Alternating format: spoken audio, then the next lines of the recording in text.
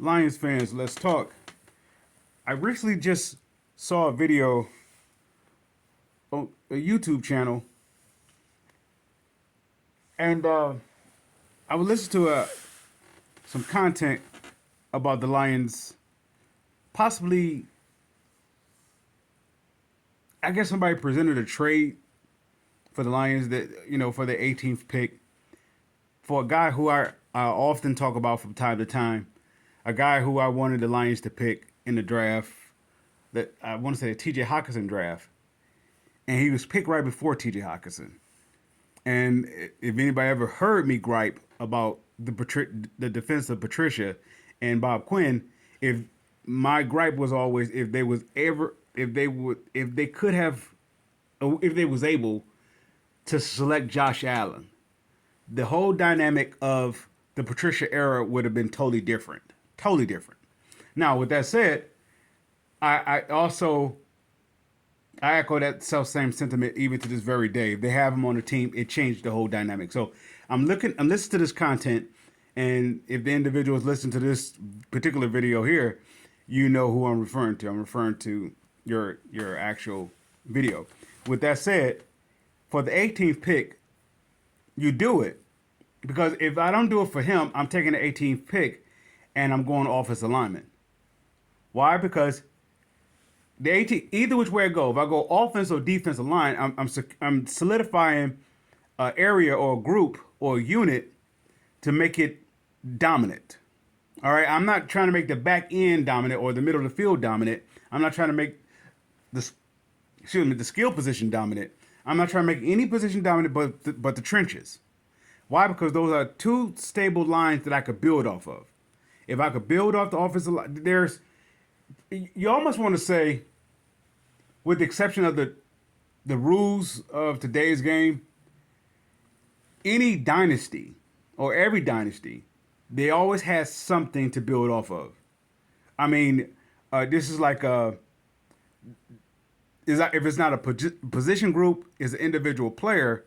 The individual player is so elite that they are at the top of the whole NFL, or either in their position group or them as a individual player. We don't have we have potentially one that's the offensive line. This is why I say with the 18th pick, if I don't make the trade for Allen, I will go offensive line. I'm going to solidify my offensive line. Some people say they invest too much in it. That's just the problem with the Lions. They do just enough to satisfy, or let's say bend but not break. They do just enough, but they never get to the place where they are dominant to elite. They never, and when they get elite, they get scared, right? We only had, I want to say, 3 elite players in my time of watching the Lions. That's Barry Sanders, Calvin Johnson, and Ndamukong Suh. Those are the 3 elite players that coming in from day one, they was at the very top of the NFL from day one. Some people may say Calvin Johnson took a little time. He didn't take enough time. They held him back because I believe Roy Williams was there, and that's the reason. But soon Roy Williams was out of there. You saw Calvin Johnson take off.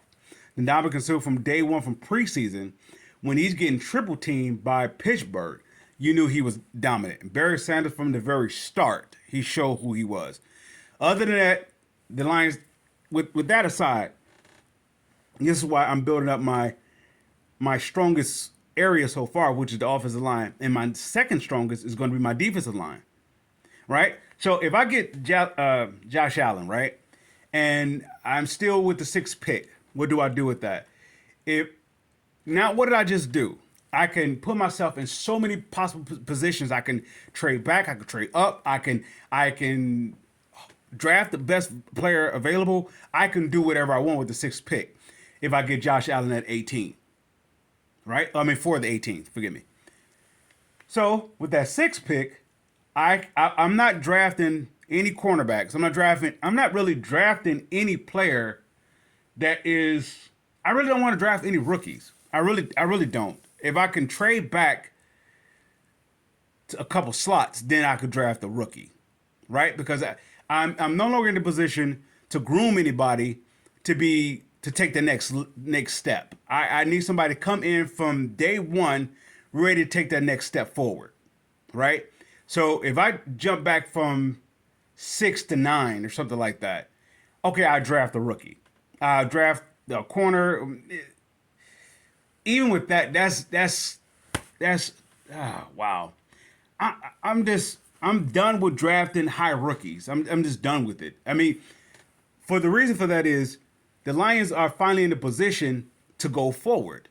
This is from my years of watching from, let's say, when I seriously got involved, the Lions in 91, that 91 season, they was in position to actually take the next step forward.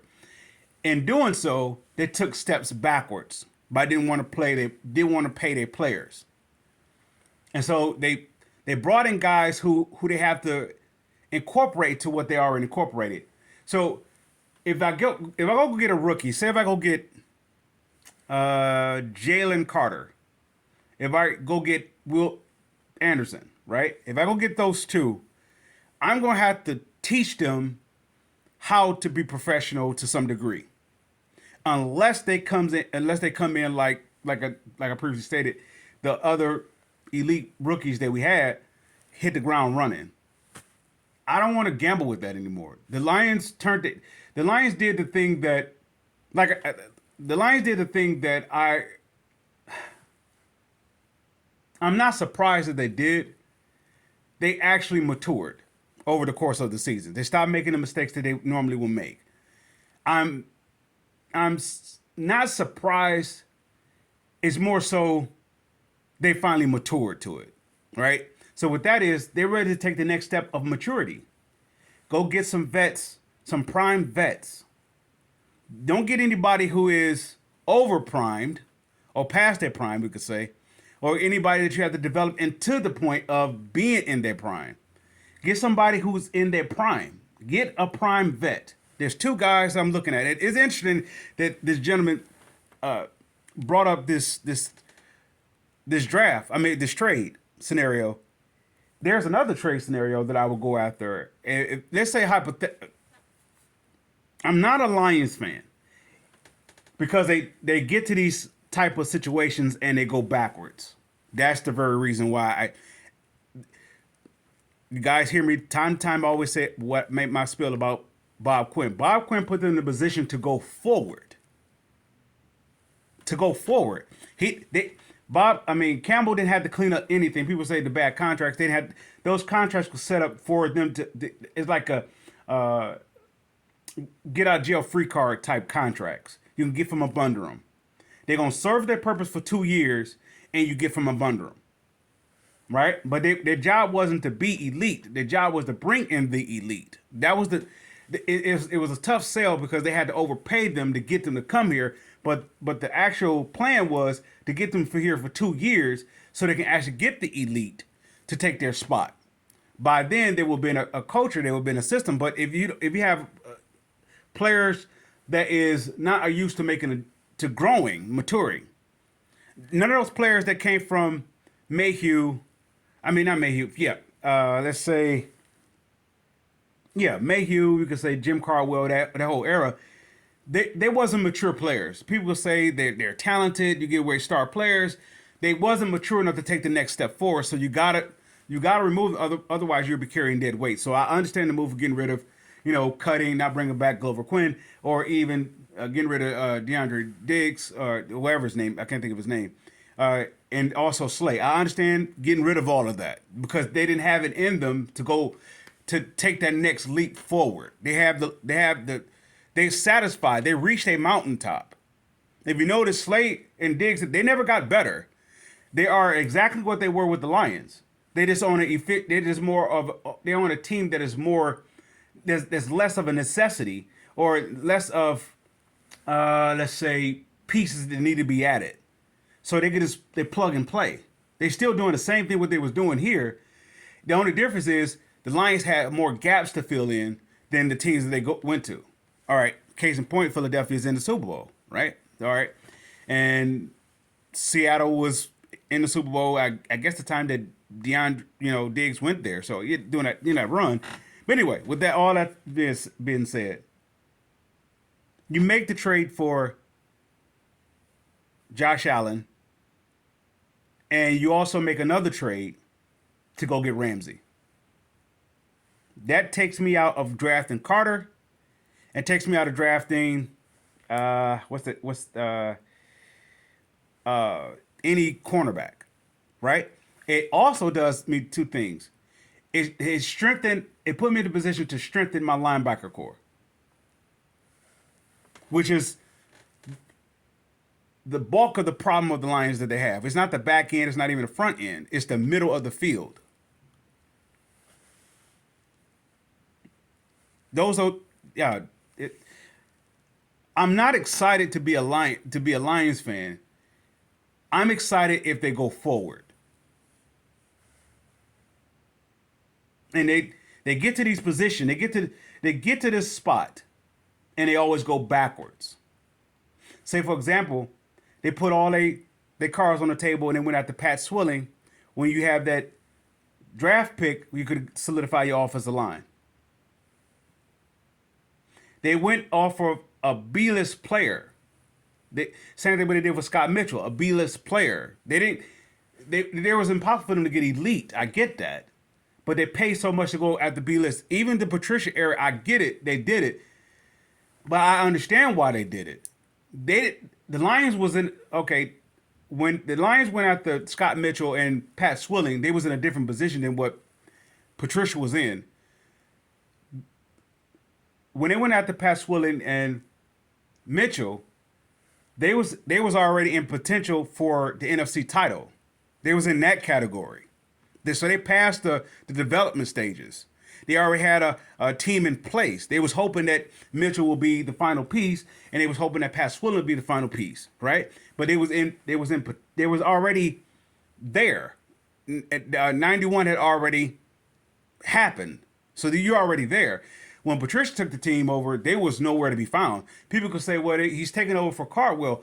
The Cardwell team that was assembled had an 8-8 ceiling.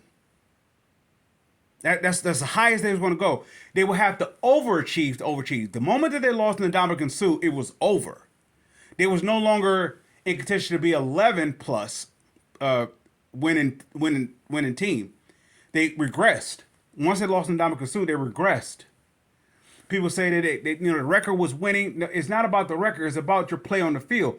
Do you have to keep teaching the same mistakes over and over and over? I mean, correcting the same mistakes over and over and over. Do you have to teach players how to take the next step forward? Patricia had a bunch of players that you had to teach how to take the step forward.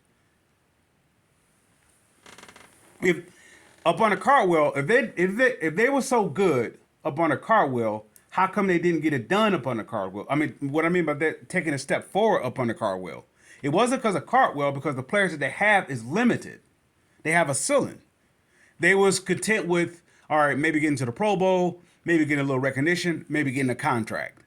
All right, but being elite, that's a totally different ball game, and they didn't have that on their team, with the exception of the Ndamukong Suh and Calvin Johnson. And I rambled on enough, but I'll make those two moves. I'll go after Allen, and I'm thankful that the gentleman made that video because it changes the whole landscape of what I would do in the offseason. I will go after Allen. I'll bring in a veteran linebacker, right, on a cheap, because he doesn't have to do any, he doesn't have to do much. And I also can swindle my draft picks and go get go in the draft and get a guy. My guy is Noah Sewell, or the gentleman for, I want to say, was it Georgia or Alabama? Henry, I'm going to butcher his last name, Tiatu.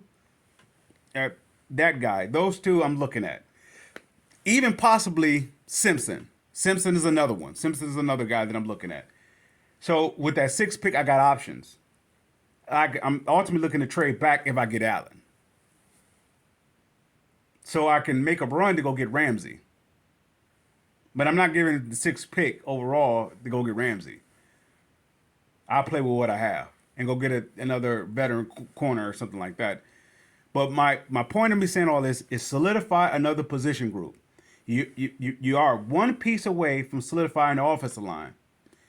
You are another piece away from building a to solidifying the offense. I mean the defensive line. Forgive me if I said that wrong. You are one piece away from solidifying the offensive line, and you are maybe possibly two pieces away of solidifying the defensive line. Don't wait till Hutch burns out. He's extremely hungry now. Now you build on that right now. Right now. Do not wait. You build on him right now. Otherwise, you give it one more year of what they went through, close but not getting there, or not if not that regressing, he's gonna tank out. He's gonna do the same thing what T.J. Hockenson did. He's gonna want out. With that said, Lions fans, I salute.